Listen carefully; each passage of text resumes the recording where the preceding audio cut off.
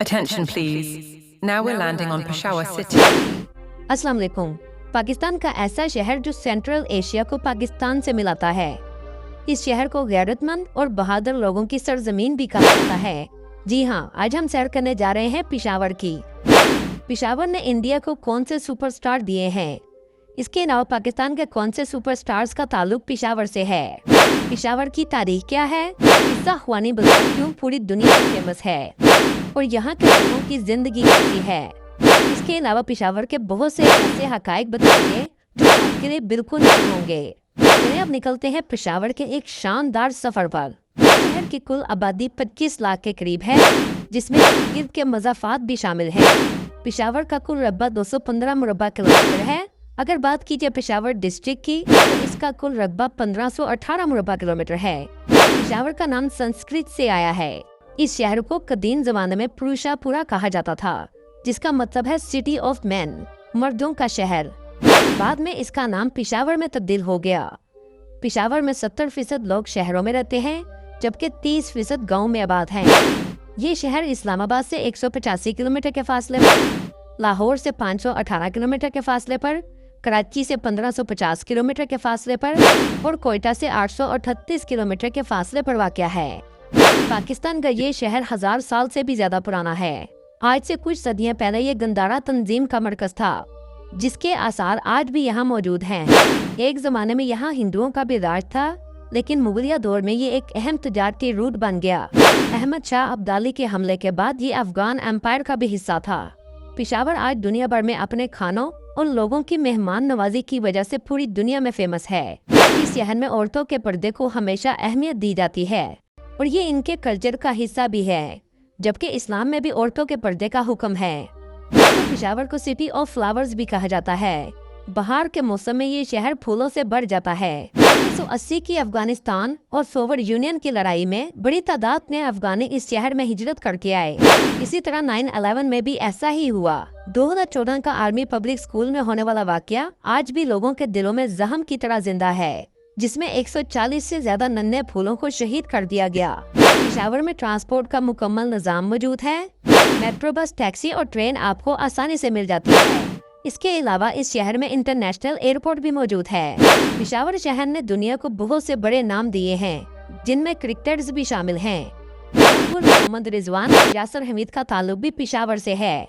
इसके अलावा पाकिस्तान के सुपरस्टार शाहिद अफरीदी, जिसको आज पूरी दुनिया जानती है, उनका ताल्लुक भी पिशावर से है।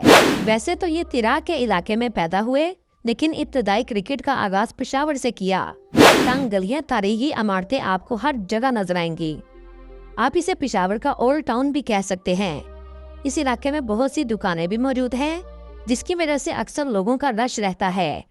इलेक्ट्रॉनिक से लेकर कपड़े, ड्राई फ्रूट, सब कुछ आपको यहाँ आसानी से मिल जाता है। ये साउथ एशिया का सबसे पुराना बाजार है। इसके बहुत से इलाकों को आज रेनोवेट किया गया है, जिससे इसकी खूबसूरती में मजीद इजाफा हुआ है। इस दरवाजे से लोग किस्सा ख्वानी बाजार में दाखिल होते हैं। इसे काबली गेट कहा जाता है।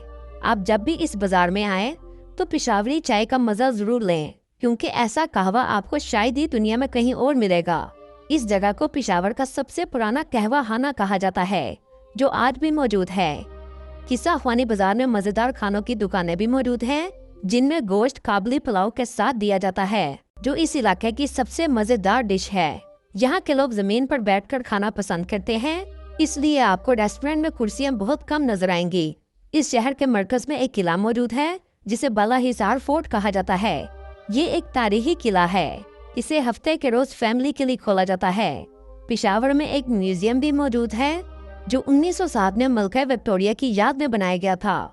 इसके अंदर गंदारा के दौर की बहुत सी चीजें रखी गई हैं, खास तौर पर जब लोग बुतों की पूजा किया करते थे।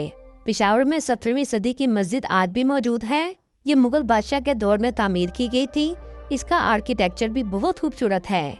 पिशावर में एक सेठी मोहल्ला है। इस मोहल्ले को कदीम और रवायती अंदाज में सजाया गया है, जहां आकर आपको बहुत सी हवेलियां भी नजर आएंगी। इन हवेलियों को सेठी खानदान ने तामीर करवाया था, जो उस दौर के अमीर तरीन लोग थे।